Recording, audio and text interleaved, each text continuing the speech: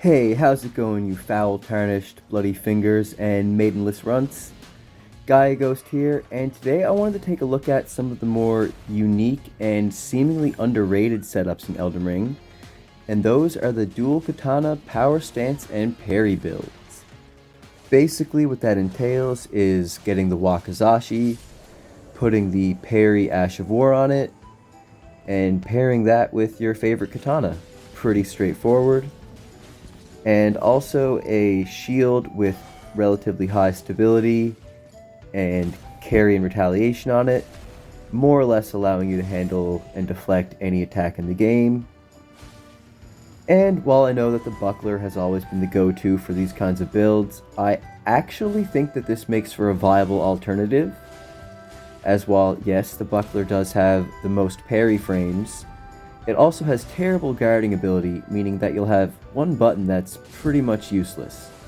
This way, you trade that off for the dual katana moveset, albeit slightly nerfed, and you can swap out to the Wakizashi main hand to very rapidly stack poison or bleed, making it a lot like a Sabimaru from Sekiro. The animation for the dagger style parry is also very similar to the buckler, and it has nearly as many frames, so it's a pretty easy transition to make. Your spell parry shield can handle all of the attacks that a buckler normally wouldn't be able to, and while it might not seem like a big deal at first, it's incredibly deceptive in PvP because most people just won't see a parry coming when you're dual wielding katanas. Other players are generally expecting you to break out the most cheesy Ash of War, so they'll come in swinging, and you just instantly punish them for that. While this might not be one of the outright strongest builds in Elden Ring, I mean, there's just a ton of crazy damage output builds available. Its versatility can handle pretty much every situation on its own, since you can rapidly attack, stack bleed, stack poison, essentially use whatever Ash of War you want on your other katana, and pair your block virtually every single attack in the game. The talisman setup for this is pretty open-ended. Obviously, the dagger talisman is a go-to for increased crit damage, but then again, you're also going to be stacking a lot of regular attacks quickly, so you could go Rotten Wing Sword Insignia, increase all of your attack damage, and then by the time you get in the crit, its base damage is increased enough that it just balances out anyway. Assassin's Crimson Dagger, of course, for restoring HP when you get a crit, which works perfectly for when you get a partial parry and lose a little bit of chip health. You get it right back when you get a successful one in. However, if you take any real damage, you're still going to have to back away and heal, so I sort of consider it a situational placeholder. While it's not exactly spicy, what I've often found works best is just having the Viridian Amber Medallion +2 for a pile of extra stamina, great for keeping up pressure, and if you just miss a parry, chances are you're still going to have enough stamina to dodge and recompose yourself, heal up, or parry again. Then I pair that with Radagon's Soar Seal, and whichever shield talisman works best for the boss I'm at, generally either Dragon Crest Great Shield or Pearl Drake +2. And by negating all of that extra damage from the Soar Seal, you're essentially getting 20 free levels, all of which are going to apply to this kind of build. And of course, if you're a really high level, that kind of gets diminishing returns, so then there's a pile of other alternatives, such as Swaddling Cloth. If you want to go bleed, you've got Lord of Blood's Exaltation, you can pair that with the Surgeon Mask. Ritual Sword and Shield to be buffed while you're at max HP. There's really a ton of viable options, which in my opinion is one of its biggest strengths. There's a lot of builds in Elden Ring right now that have crazy DPS potential, but they're just really rigidly based around one specific talisman setup and buffing one or two specific spells or attacks, often leaving you pretty glassy and without much of any freedom to play around with it. This setup can utilize everything it has in its roster while still leaving you some room for customization, not only with talismans but also with stat allocation. Since the Wakizashi can have any affinity on it, you could go Intelligence and pair it with the Meteoric Aurablade or Moonveil. Arcane, you've got your Rivers of Blood. Obviously, Dex has options, and even Strength or Faith with infusions on the Katana or Nagakiba. Another reason that this build works great is that, unlike in previous FromSoft titles, where you would only encounter a boss usually once per playthrough, so studying all their movements to get the parries down doesn't really feel worth it when you could just as easily dodge and attack and be over with it. In Elden Ring, they have several iterations, so taking that extra time to learn the parries will actually help when you fight the tougher ones later on. Moreover, all you really need to put this build together is any katana and the Wakizashi, which can be gotten in Jail Cave in Caelid, not too far from the border of Limgrave, so you can get it pretty much at the beginning of the game, start learning it right away. And the reason we need this weapon specifically is because while it isn't sorted with katanas in your inventory, it does have their moveset and can only be Powerstance with them. It also, however, can only use the Ashes of War from daggers, which is why we're able to put a parry on it. I personally love this little weapon crossover feature because a Tanto is essentially a katana-esque dagger, and a Wakizashi is right in between that and a standard katana. So it seems pretty damn fitting that the one we get in Elden Ring draws on functionality from both ends of that. Similar to how the S-Stock has always been pretty historically accurate. My apologies if I'm mispronouncing all of these. And obviously, if you wanted to go for a sort of Ghost of Tsushima Sekiro cosplay run, this is the build for that. Not to mention all of the other Ashes of War for your other katana that would suit that theme, like Raptors of the Mist is essentially Mist Raven, but sucks. Rivers of Blood is basically Bloodsmoke Ninjutsu, but spammable. Flame of the Redmanes is your Flame Vent. The Aurablade Strong Attack is a straight up copy of Ichimonji. And in terms of Ghost of Tsushima, you've got all of your projectiles, poison, you can use bewitching branches like hallucinogenic darts, so on and so forth. I should also mention I'm aware these aren't necessarily the most impressive parry highlights. You can see by my flasks, I actually had a terrible time learning how to just parry Margit. But these are all clips from my first ever playthrough with a parry build. I could never manage it in any other Souls game, except for Bloodborne and Sekiro. And I did still wait till New Game Plus just so I was at least somewhat familiar with the enemy attack patterns. But I think it just goes to show that if you've always been sort of intimidated by going for that, it's actually pretty attainable in Elden Ring. Especially when you consider the amount of auto-tracking and button input reading that the bosses do. It's a great way to kind of turn that against them. Quick side note, on top of the invincibility frames you get while performing a critical hit, you also get brief iframes while you parry. And perform a little bob and weave that can sometimes dodge headshots. So, the reason I say that this is the quote-unquote highest skill cap build in Elden Ring right now is that it has all of this crazy potential available, but actually taking advantage of that is pretty difficult. You have the dual katana moveset, but the range is a bit nerfed on one of them, so you've got to get that much closer with it. You can synergize your talismans and your physique with your Ash of War, but you don't have it as a spammable L2, so you've got to really see those opportunities coming. Similar thing with your blocking, shield countering, and spell parries. What happened to your queer party friends? Your katanas do virtually no stagger damage, but you make up for that by poise breaking enemies with weapon parries, or well-placed strong attacks. Considering all of that, I wouldn't really recommend it for your very first playthrough of Elden Ring, but for a New Game Plus, or for your second character maybe, I haven't really come across a build any more fun than this. Definitely none that have given me such epically cinematic fights.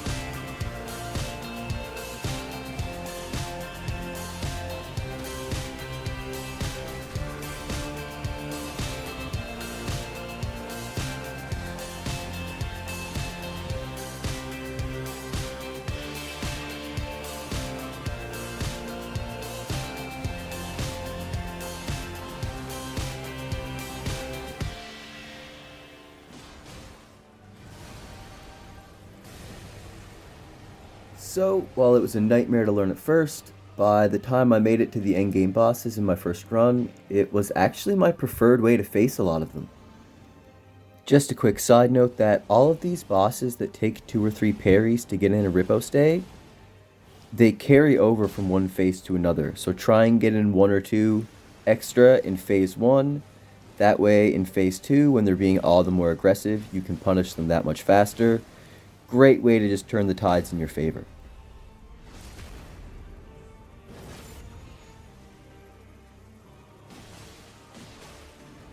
I also just felt like mentioning that I'm a huge fan of this fight, and I'm certainly not trying to steal Let Me Solo Her's hype, but I am a console player, so if you wanted to do that whole thing without having to buy a PC, get at me below and I will meet you at the boss store next time I'm playing.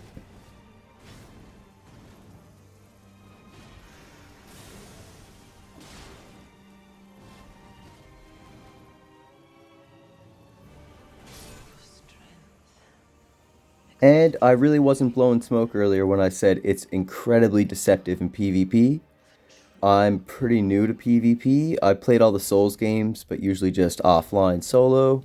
So it's been a bit of a learning experience, and it didn't really take me too long to learn how to draw people in with this. Particularly spears, thrusting swords, bloodhound steppers, and Ash of War spammers. All of which are pretty common. Since the hitbox on thrusting swords and spears generally connects with you easier in duels than a lot of other weapon types, parries will also connect with that hitbox more often than other weapon types. Bloodhound steppers are pretty much always going to try and hit you with a light attack, either R1 or L1 when they're closing the distance, and weapon spammers are just generally kind of predictable. And while the Wakizashi is weaker and much shorter than all of your other katana options, once you get used to it, you can actually land it fairly consistently, and it does do a decent amount of damage. And your charged R2s deal enough stagger damage to break a lot of shield guards. Two things that will really make this build viable for PvP are A, some long range attacks that you can use to draw enemies in. You can't let them make all the decisions. And B, an Ash of War on your other katana that is both good on its own and can also roll catch people should they survive the critical hit. My go-tos have been Spinning Slash on the Nagakiba or Piercing Fang, although something with a really big AoE like Gravitas would also be a great option. And finally, I like to have Fan of Knives in my back pocket. That way, if they start trying to run with just a sliver of health, you can still pretty much guarantee victory. And as I mentioned before, it can be done with essentially any type of stat allocation. Right here I'm running a quality faith build, even though no katanas naturally scale with faith. And it's still able to contend with pretty much every meta PvP build that I've come across. So you could just imagine how much easier that would be with a arcane blood build. The talisman setup that I would recommend for duels is a little bit different than for the environment. First of all, I would definitely trade off the Soar Seal for Erdtree's Favor +2, which gives you a similar effect with extra health, endurance, and equipment load without the extra damage, albeit not quite as much. I would prioritize the Dagger Talisman over its alternatives because you're probably not going to be stacking a lot of attacks for, say, the Sword Insignia, and if you do get into crit, you're really going to want that to count. Great Shard of Alexander for a similar reason. If you catch them with your Ash of War, you want that to be particularly devastating. And the fourth one, kind of up in the air based on your build. If you're Faith like me here, you probably go Phlox Canvas Talisman to greatly increase your incantations. If you're Intelligence, you could go with the Graven Mask Talisman to increase your sorceries. If you're Arcane, then once again you could use Lord of Blood's Exaltation. If you're Dex, you could go with Carry and Filigreed Crest to use more of your weapon skills, or maybe a stamina based one to just be more aggressive and evasive. Quick shout out to this player who decided to try and gank me with Corpse Piler while I was waving hello. immediately got parried and then decided to run away and heal, only to then sever their connection right when they were about to lose. A real winner. I'm not sure who Sad Boy Clips is, but if you're trying to make clips of ganking people with the cheapest weapon in the game, your shit's weak, bro. Not that I have an innate problem with healing in duels, it's just that 90-something% of players don't, and you could just as easily join a Discord and get a group password on the go for anything goes duels, or do them somewhere else like the capital of Ash. Just saying. And while this can parry the dreaded Rivers of Blood, Ash of War, it's fairly risky to go for, since if you miss it, you're basically toast. Golden Parry is a much more consistent option for this, but it's really satisfying to put them in their place with it.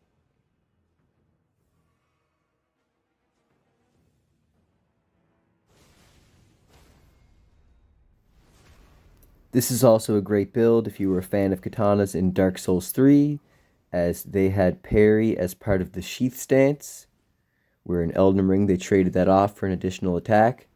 This way you could put unsheath on your other katana, and have essentially the closest facsimile to it, although it does still require some weapon swapping.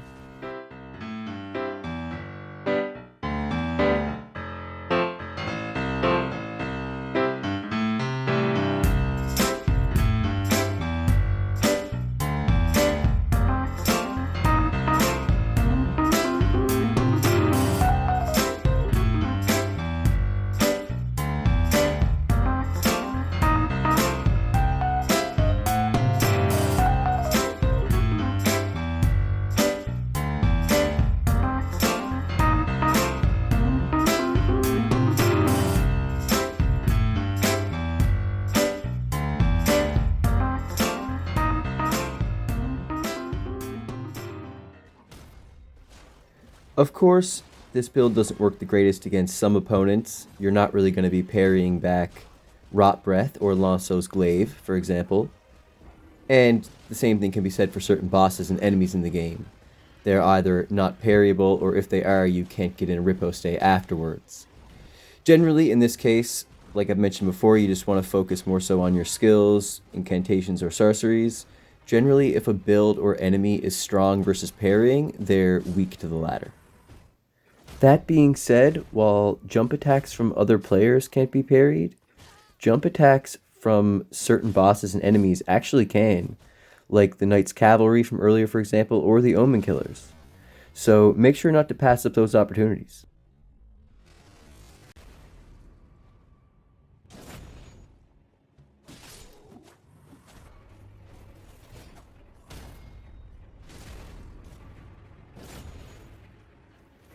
Alright, that's it for the summary. Thank you so much for watching. I hope you guys enjoyed this video. And while this was more of a basic outline for a number of builds, the next video will be featuring a much more definitive build that is significantly stronger and requires virtually no finesse. So for those of you that don't like these overly particular builds and just want to be able to smash everything in your path, I've got something real spicy cooking for you as well.